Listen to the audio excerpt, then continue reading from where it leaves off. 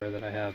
Okay, so See how this I'm back. looks. I'm doing the trial. Let me pause first. Okay, had to pause that. Okay, so I was browsing the internet, the interwebs, to see what the liars have to say about salt. Again, here's the trick. Sodium chloride is listed as sodium on the so-called food items that you pick up on the shelves in the store. And it's not sodium. It's not what you're getting. It's not what your body uses. It's not what your body is grabbing from the air without your help. Body doesn't need your help to get everything that it needs. And what it needs is very little. It needs to keep itself clean, non-toxic, and the breath does that. And when you stop doing that, you become immediately toxic and you die. If your air is cut off somehow, that's what happens. Your body is unable to exhaust the toxins that are in the body. Therefore, they build up immediately. You become toxic and you die. So yeah, there's very little needs. Sodium chloride is a poison, but they will not tell you that online. But they will tell you that here at SaltCrimes, which, by the way, I'm having to use the archived version of this. See here where it says "see also poisonous salt." I'm having to use the archived version of this site because the regular is shut down. So now I'm trying to figure out a way to get all this information here before it's gone forever and locate it on my site, Our Highest Potential. If anybody has any tips on a nice, quick, easy way to do that, I mean, I'll do it the hard way, but if there's an easy way to do this and keep the format and everything, you know, keep the font intact, I'd like to do that. You know, it looks nice. So anybody has any tips, please let me know down in the comments. Okay, so SaltCrimes. I'm going to read some of this to you. Salt Eating Dangerous by Professor Hilton Hotema. When did any doctor ever tell a patient that salt eating is dangerous? Body fluids, a major medical problem. Under that headline about body fluids, he said, "This year some 200,000 Americans will drown, not in oceans, streams, nor pools, but in their own bodily fluid. The cause is often congestive heart failure, as big a killer as cancer." He says that congestive heart failure is often the cause of excessive fluids in the body because, quote, "when diseased hearts are unable to pump enough blood to the kidneys, those organs fail to excrete the body's surplus fluid, and it congests the tissues.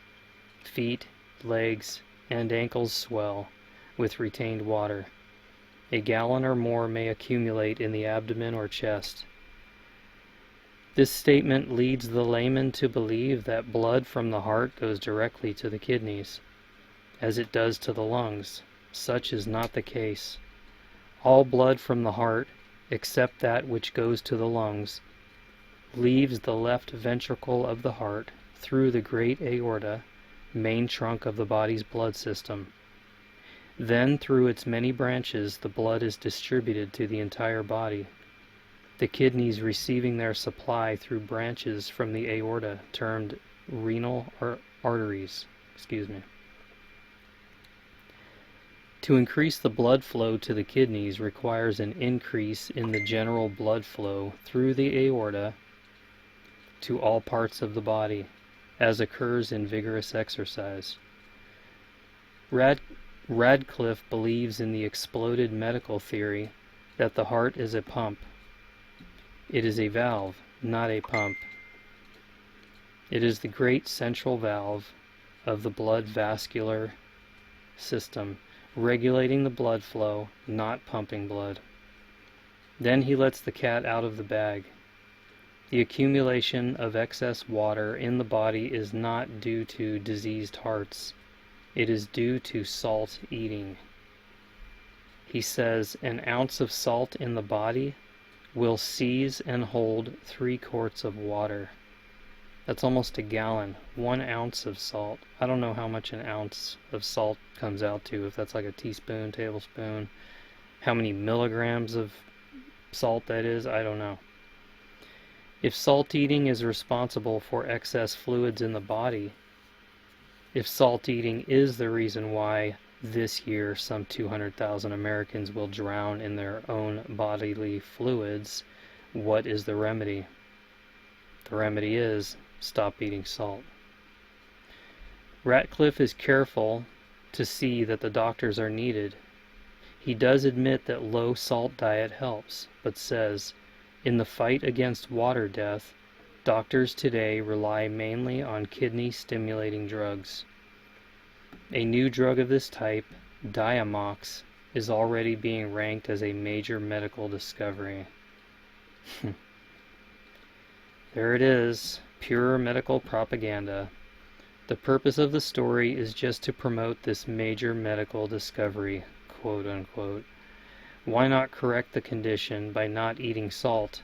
That would leave no place for doctors and Diamox. Well, I think you all know the answer to that, because there's no place for doctors and the drugs when you do what you're supposed to be doing with your body. And this applies to everything. Everything that you take in. Back to Nature. In his, quote, Back to Nature, unquote, magazine in 1936, Dr. St. Louis Estes, frequently called the raw food king, said so much against salt, the death dealer, that his article was reprinted in the May 1937 issue of How to Live magazine. In the article was quoted a letter from a wise naturopath giving his observations of salt eating. He had a patient suffering from Bright's disease, and upon examination he found there was a small excretion of salt. By the way, guys, anybody who's watching the video, off to the right, the title is People Who Are at Another Level, Amazing Skills and Talent. I have that kind of just playing off to the side for people who have, you know, short attention spans and like to see something going on while they're listening to somebody else read for them. Yeah, I'm just goofing, but anyways, man, I'm getting distracted. That's pretty cool how they're jumping on those trampolines. Wow, I'm impressed. Okay, so in the article was quoted a letter from a wise naturopath giving his observations of salt eating. He had a patient suffering from Bright's disease, and upon examination he found there was a small excretion of salt. As so little salt was being eliminated, it occurred to him that the salt was accumulating in the body, and water accumulated to lessen the irritation of the salt. I'll read that again. Water accumulated to lessen the irritation of the salt. Now, this is a fact that everybody knows, okay? If you're an adult, you know that people get bloated from salt. This is just, you don't know it. I guess you don't know that. But this is the accepted science, is what I'm trying to say. And they really don't give a satisfactory explanation of why we accumulate water. They just say, hey, have less salt, have less salt. They don't tell you that the salt is literally killing you. It's literally mummifying your body. The only reason we get wrinkled, our skin, there's no reason for this to happen, except that our skin cells are dying. And they die at that level because we ingest salt. And if you look at average food, just take a can of beans, a small can of baked beans. I mean, how many of those have you had in your life? How many of those can you eat in a day? I mean, a little can of baked beans, it's got like 1,000-something milligrams of salt in it, a gram plus, over a gram. And that's like a little side dish. That's not including the salty other food that you're eating. And that's just one meal. Now do 3 meals and then do that all week long. It's crazy, man. Crazy. So, here we go. So I'll read that again. It was the body's demand for water to lessen the irritating effect of the salt. It was the tissues of the body holding the salt. The patient was in the dropsical condition, so typical of this disorder in advanced stages. So he placed the patient on a salt-free diet. This guy had the dropsy. I really don't fully know what that is, quite honestly. I have an idea what people look like when they have that, but I really don't know what it is, so I'm not going to claim that I do. So he placed this patient who had the dropsical condition on a salt-free diet. In 3 days, the dropsy disappeared. Okay? 3 days of not having salt. 3 freaking days. This is why they want you to be afraid of not having salt with every friggin' meal. You know, get that salt in, man. I'm telling you guys, the death of people is the food pyramid. To be sure of his ground, he tried this 3 times with the same result. Each time the patient was given salt, the dropsy returned. And each time the salt was withheld, the dropsy disappeared. Dr. G.J. Drew, okay, G.J. Drew, I'm saying something wrong here. Dr. G.J. Drew, another raw food king of the 1930s, wrote, Salt is so stable that it is not dissolved and utilized by the body. It is ingested as salt and excreted as salt. It stays intact, you guys. And under a microscope, and I don't know if they say this here, by the way, I'm looking for a good microscope and telescope, by the way. If anybody has any recommendations for me, let me know. I don't want to spend thousands of dollars, but I do want a good microscope, because when I talk about things, I'm going to be looking at things. If these guys can have microscopes and tell me what the hell they're seeing, I'm going to have my own damn microscope and look at it myself. And then tell you guys about it and show you pictures. So, yeah, coming soon. Salt is so stable that it is not dissolved and utilized by the body. It is ingested as salt and excreted as salt. So those sharp edges that are seen under a microscope that sodium chloride is composed of, those edges are dangerous. They literally harm you on the inside. As well, the negative and positive poles of each cell are worn down by salt. So, as the salt is absorbed by the body cells, they contract from the irritation and discharge their precious albumin and other vital elements. This causes hardened tissues, shriveled blood corpuscles, hardened blood vessels, arthritis, and produces the state called old age. Okay, so let me shorten this up for you. As the salt is absorbed by the body cells, they produce the state called old age. Yeah. Aging is unnatural. Unnatural. Hal Beller, M.D., said, in the days of our forefathers, salt solution was used as an embalming fluid. The ancient Egyptians used salt, oils, and spices in their mummy wrappings. Today we mummify the living with salad dressings made of salt, oils, and spices, and see them walking down the streets. Their dry skin, shrunken bodies, and enervation, I don't know what that means, enervation, bespeak of hardened blood vessels, livers, kidneys, and muscles. I often wonder why it is necessary to embalm such bodies after death. They are already pickled to the gills. That's terrible, man. Most primitive people in their natural state use no salt. Bartholomew found Chinese of the interior, I guess he's talking about the interior of China, ate no salt. Dr. Benjamin Rush found the American Indians never ate salt when discovered by the white man. Stomach ulcers and some cases of blindness are due to salt.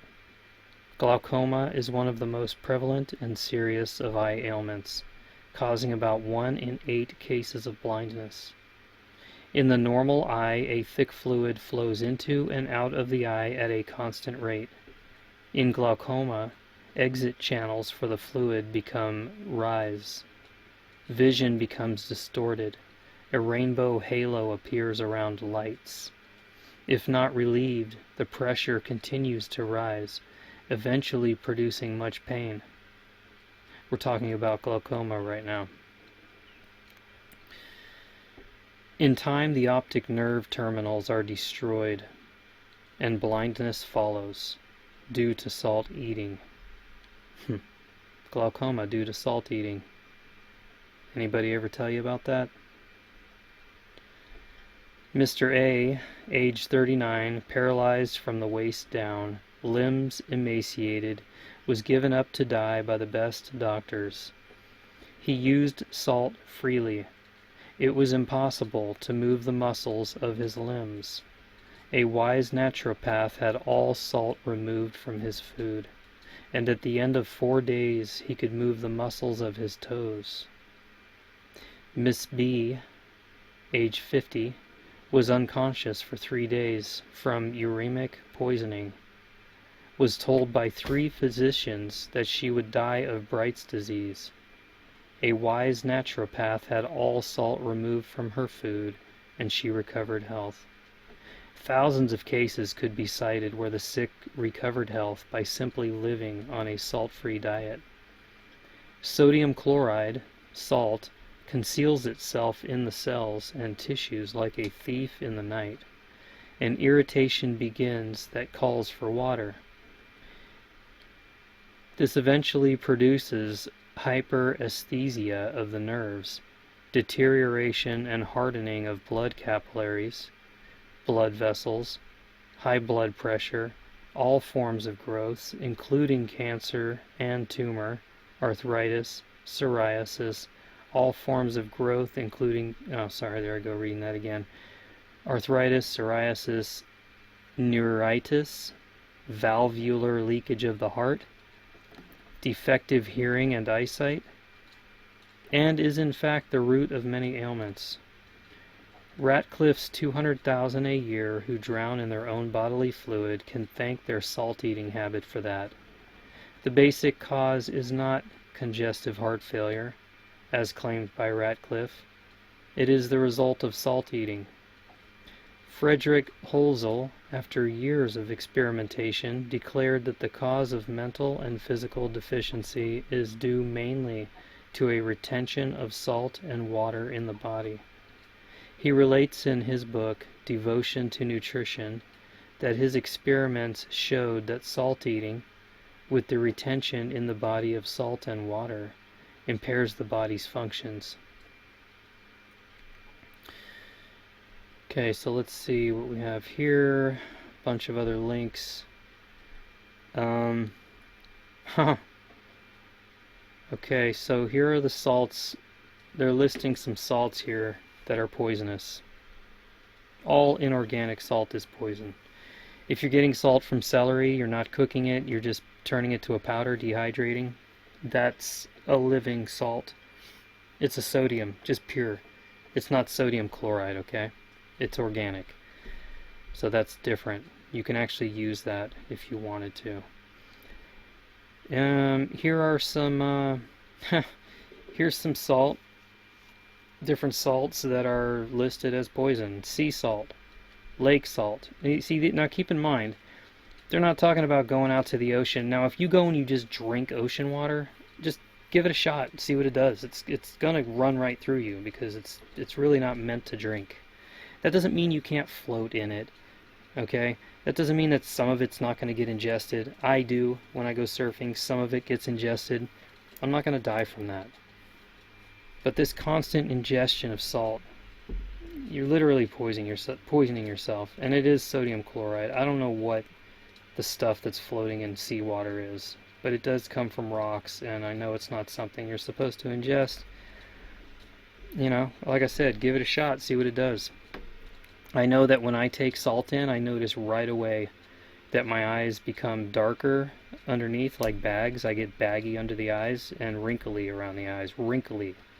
Like water builds up right away. It's weird. It's weird, and it's almost immediate.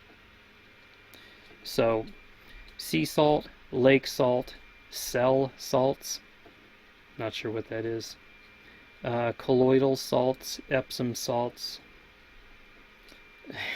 and the most poisonous of all, guys, the most poisonous of all, Himalayan salts. The level of minerals found in Himalayan pink rock salt are very, very tiny. To get any substantial nourishment from Himalayan pink rock salt, you'd have to eat several pounds of it, which would be lethal. Himalayan pink rock salt is approximately 97% sodium chloride, which is common table salt. In a chemical analysis of Himalayan pink rock salt compared to our daily nutritional requirements, it's not even worth bothering. You don't get any mineral nourishment worth even mentioning, but what you do get from Himalayan pink rock salt is a whole bunch of toxic elements. Here's a short list. And this is in Himalayan. This is in the others too. Fluoride, aluminum, nickel, arsenic, bromine, antimony, cadmium, tellurium, barium. All of these items are toxic to the human body, and that's not even a complete list. When people look at the huge list of the different types of minerals and elements found in Himalayan pink rock salt, they often tend to think that all of those things are very beneficial to the body. But when you take the time to look up all those exotic sounding words, you'll find that many of them have no business at all being inside of our bodies. You can find a more comprehensive list of the items found in various types of salt at this website. Here's the link, saltnews.com. I wonder if that site even exists. Let's give it a shot and see. Saltnews.com. I'll just type it in. Saltnews.com. Let's see if this site comes up. Okay, I don't know why it's going to Web Archive.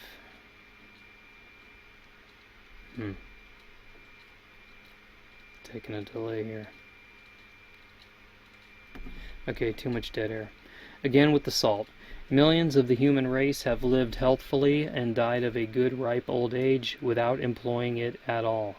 Furthermore, hundreds of thousands of human beings now live in the enjoyment of good health who have never used salt either as a food or a condiment.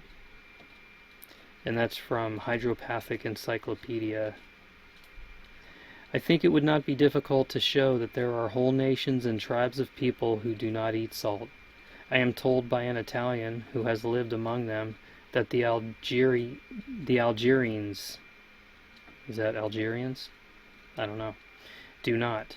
I was myself informed while in the region that the Indian tribes inhabiting the banks of the Columbia and Puget Sound, that's up in Washington, do not. It is noteworthy also that those tribes are among the most graceful, intelligent, and industrious tribes in North America, and are fine in personal appearance. I think that there is little doubt that the inhabitants of the islands of the Pacific Ocean lived from a period of vast antiquity. Explorers have been left for weeks, months, and years without a supply of salt by accident or otherwise, and have survived without apparent injury. Finally, there are many persons in the United States who have voluntarily abandoned the use of salt for periods ranging from 1 to 20 years, not only without injury but with increased health, strength, and activity. So far from being natural to man, the instincts of children, especially when born free from an inherited bias in its favor, go to show their rejection of it, that it is unnatural. Like the taste for coffee, tea, and various seasonings, it is an acquired one. Few, if any, children but will prefer unsalted food. And that's from The Salt Eating Habit, Richard T. Colburn.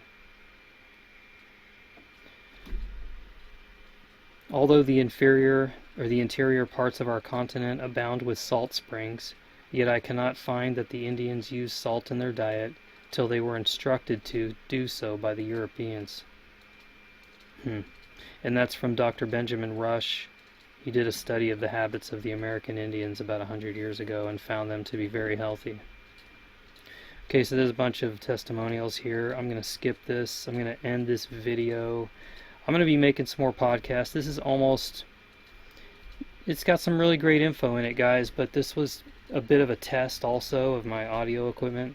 I just wanted to get started on some podcasts again, so if you guys could let me know what you think of the sound, any tips, any subjects you'd like to hear me talk about. I've got some very, very interesting things that I've theorized and I think are accurate in regards to why people get skinny, when they're fasting, why the body loses mass and they actually look unhealthy. Lots of reasons, lots of scenarios. I've got them all running through my head, and I have for years. And I think they're pretty damn accurate too. So there'll be more to come here. You guys let me know what you think. Hope you're all doing well. Got a fasting retreat coming up November 2nd through 12th in Florida. I call it the Fasting and Freedom Retreat. It's unlike any other fasting retreat there is because I'm unlike any of these other people that are holding fasting retreats. And yeah, beautiful place, right on the beach. And we're going to be healing. It's going to be a small group, 10 or less people. So already got a few spots taken. If you're interested, let me know in the comments below, or you can go to ourhighestpotential.com, send me a message from there, and I will reply. Take care, everybody.